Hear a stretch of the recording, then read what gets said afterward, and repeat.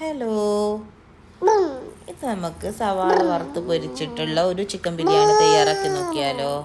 അപ്പോൾ അതെങ്ങനെയൊന്ന് വെക്കാമെന്ന് നോക്കാം കേട്ടോ. നല്ല അടിപൊളി ബിരിയാണിയാണ്, എല്ലാവരും ഒന്ന് വെച്ച് നോക്കുക കേട്ടോ. അപ്പോൾ അതിനാവശ്യമായിട്ട് ആദ്യം തന്നെ നെയ്ച്ചോറ്, അതായത് ബിരിയാണി ചോറ് വെച്ച് കണ്ടോ ആദ്യം തന്നെ നോക്കുന്നത്. അപ്പോൾ എങ്ങനെ നോക്കിയാലോ. അപ്പോൾ അതിനാദ്യം തന്നെ നമുക്ക് ചോറ് വെക്കാം.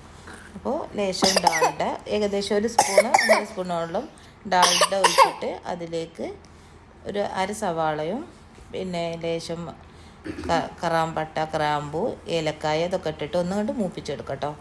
നമുക്ക് ഒന്ന് വഴണ്ടി വന്നതിൻ്റെ ശേഷം നമുക്ക് ആവശ്യത്തിനുള്ള വെള്ളം ഒഴിച്ച് കൊടുക്കാം. ഞാനിവിടെ 4 കപ്പ് അരിയാണ് എടുക്കുന്നത്. അപ്പോൾ അതിലേക്ക് 8 കപ്പ് വെള്ളമാട്ടോ ഒഴിച്ച് കൊടുക്കുന്നത്. ഇനി ആവശ്യത്തിനുള്ള ഉപ്പ് ഇട്ട് കൊടുക്കുന്നുണ്ട്. ഇനി അതൊക്കെ ഒന്ന് നന്നാക്കി വെട്ടി തിളക്കോളൊന്ന് മാറ്റി വെക്കാം കേട്ടോ.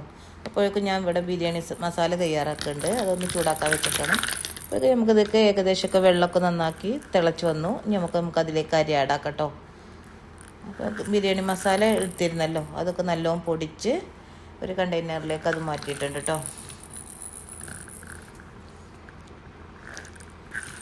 ഇനി ഏകദേശം നമുക്ക് ചോറ് ഏകദേശം കരി ഇട്ടതിൻ്റെ ശേഷം നന്നായിട്ടൊക്കെ ഒന്ന് ഇളക്കി കൊടുത്തിട്ട് വെള്ളം ഒന്ന് നല്ലോണം തിളച്ച് വരുവോളം അതൊന്ന് മൂടി വെക്കാം. സവാള പൊരിച്ചിട്ടാണ് എടുക്കുന്നത് പറഞ്ഞില്ല. അപ്പോൾ അതിലേക്ക് നല്ലോണം 1 ടേബിൾ സ്പൂൺ സാധാ മിൽമ നെയ്യും ബാക്കി സൺഫ്ലവർ ഓയിലും കൂടി എടുത്തിട്ട് അതൊന്ന് പൊരിക്കാൻ വെച്ചിട്ടുണ്ട് കേട്ടോ. ഇനി നമുക്ക് ഇതിൽ കാണുന്ന മാതിരി ചോറൊക്കെ ഒന്ന് നന്നാക്കി തിളഞ്ഞ് വന്നതിൻ്റെ ശേഷം, പൊങ്ങി വന്നതിൻ്റെ ശേഷം നല്ലോന്നുണ്ട് തീ കുറച്ച് വെക്കാം കേട്ടോ. ഇനി ഏകദേശം ഗോൾഡൻ കളറായി എന്ന് കണ്ടാൽ സവാളയൊക്കെ ഒന്ന് അതിൽ നിന്ന് ഏകദേശം കോരിയെടുക്കട്ടെ. ഞാൻ 3 വലിയ സവാളയാണ് എടുത്തിട്ടുള്ളത്. അതിൽ നിന്ന് ലേശിച്ച് ഇട്ടിട്ടാണ് സവാള വറുത്തെടുക്കുന്നത് കേട്ടോ. എല്ലാം കൂടി ഒപ്പിട്ട് കൊടുക്കരുത്. ഇനി ബാക്കിയുള്ള കൂടിയൊക്കെ ഒന്ന് ഇങ്ങനെ ഇതേ മരത്തിന് എല്ലാം പൊരിച്ചെടുക്കാം കേട്ടോ. അതിൽ 3 വലിയ സവാളയിൽ ഒരു അര സവാള മാറ്റി വെച്ചിട്ടുണ്ട്. ബിരിയാണി മസാല തയ്യാറാക്കുമ്പോൾ നമുക്ക് വാട്ടിയെടുക്കാൻ വേണ്ടിയിട്ടാണ് കേട്ടോ.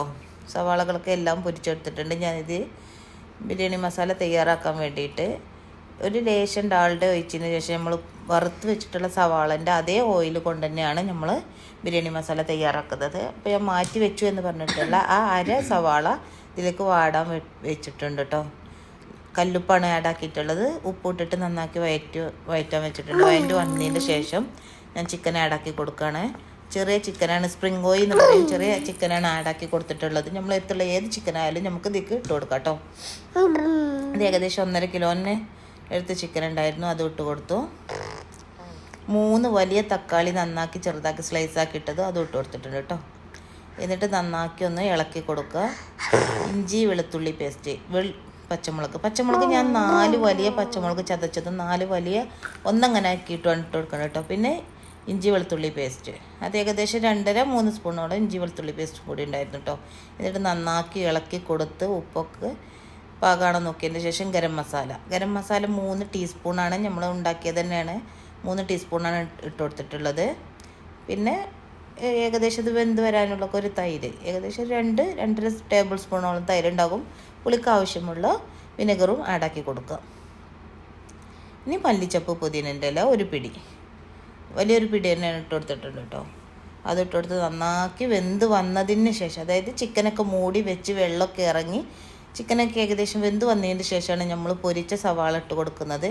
ലേശം ഒന്ന് ഗാർണിഷ് ചെയ്യാനൊന്ന് മാറ്റി വന്നിട്ടുണ്ട്. എന്നിട്ട് നന്നാക്കി ഇളക്കി എല്ലാം മിക്സ് ചെയ്ത് അതിൽ ഏകദേശം ഇങ്ങനെ പൊടിഞ്ഞ് വന്നിട്ടുള്ള വെള്ളമൊക്കെ ഒന്ന് ഈ നമ്മൾ സവാള ഇട്ട് കൊടുക്കുമ്പോൾ തന്നെ വെള്ളമൊക്കെ ഒന്ന് അതിലേക്ക് വലിയും കേട്ടോ. അങ്ങനെയൊക്കെ വലിഞ്ഞ് വന്നതിന് ശേഷമാണ് നമ്മൾ വേവിച്ച് വെച്ചിട്ടുള്ള ചോറിട്ട് കൊടുക്കുന്നത്. ഏകദേശം നമ്മൾ ചോറൊക്കെ ഇതാക്കുമ്പോൾ ചെറിയ തീ തന്നെ ഇട്ട് വെക്കണം കേട്ടോ. ഞാൻ കാണിച്ച പോലെ തന്നെ ചെറിയ സിമ്മിലിട്ട് തന്നെ ചോറ് വേവിച്ചെടുക്കുക, അല്ലെങ്കിൽ നെയ്ച്ചോറ് പെട്ടെന്ന് വേവാതെ വെന്തോടെ. ഇനി നമുക്ക് ചോറൊക്കെ ഇട്ട് കൊടുത്തതിന് ശേഷം ഒരു സെറ്റ് ഇട്ട് കൊടുത്ത് പിന്നെ അതിലേക്ക് മല്ലിച്ചപ്പ്, ഗരം മസാല, നെയ്യ് അതൊക്കെ നാടാക്കിയിട്ട് രണ്ടാമത്തെ സെറ്റ് ഇട്ട് കൊടുക്കാം കേട്ടോ. വീണ്ടും റിപ്പീറ്റ് തന്നെയാണ്. ഗരം മസാല, നെയ്യ്, മല്ലിച്ചപ്പ്, പിന്നെ ഇതിൽ ലാസ്റ്റ് നമ്മൾ ലേശം ഗാർണിഷ് ചെയ്യാൻ വേണ്ടിയിട്ട് വെച്ച ആ പൊരിച്ച സവാളയും കൂടി ഒന്ന് ആഡാക്കി കൊടുക്കാം കേട്ടോ.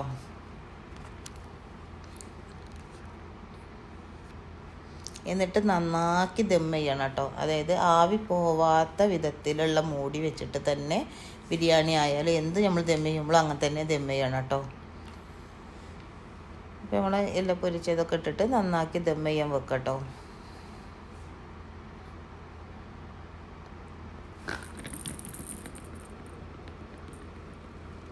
നമുക്ക് മൂടിയൊക്കെ വെച്ചിട്ട് നന്നാക്കി ദം ചെയ്യുക. ഒരു 10 മിനിറ്റ് കഴിഞ്ഞതിന് ശേഷം ഒന്ന് ഓപ്പൺ ആക്കി നോക്കാം കേട്ടോ. ചെറിയ തീയിലിട്ട് തന്നെ ദം ചെയ്യണം കേട്ടോ. 10 മിനിറ്റ് കഴിഞ്ഞതിന് ശേഷം ഒന്ന് ഓപ്പൺ ആക്കി നോക്കിയാൽ നല്ല അടിപൊളി, നല്ല സ്മെല്ലുള്ള, നല്ല ടേസ്റ്റി ആയിട്ടുള്ള ബിരിയാണി റെഡി ആയിട്ടുണ്ടാവും. എല്ലാവരും ഇങ്ങനെ ഉണ്ടാക്കി നോക്കുക, അഭിപ്രായം പറയട്ടെ. നല്ല അടിപൊളി ബിരിയാണി ആയിരുന്നു. ഇതൊക്കെ ഒന്ന് സെർവിങ് ഡിഷിലേക്ക് ഒന്ന് മാറ്റട്ടെ കേട്ടോ. അപ്പോൾ എല്ലാവരും ഉണ്ടാക്കി നോക്കുക, അഭിപ്രായം പറയുക, ഷെയർ ചെയ്യുക, ലൈക്ക് ചെയ്യുക, കമൻറ്റ് ചെയ്യുക, സബ്സ്ക്രൈബ് ചെയ്യുക. ചാനൽ എല്ലാവരും ഒന്ന് ഉയർത്തിക്കൊണ്ടു കേട്ടോ. അപ്പോൾ ഓക്കെ, അപ്പോൾ ശരി. അപ്പോൾ എല്ലാവരും ഇങ്ങനെ ഒന്ന് ഉണ്ടാക്കി നോക്കണേ. ഉണ്ടാക്കി നോക്കി കഴിച്ചിട്ട് അഭിപ്രായം പറയാം കേട്ടോ. എളുപ്പമാണ് കേട്ടോ. അപ്പോൾ ഓക്കെ.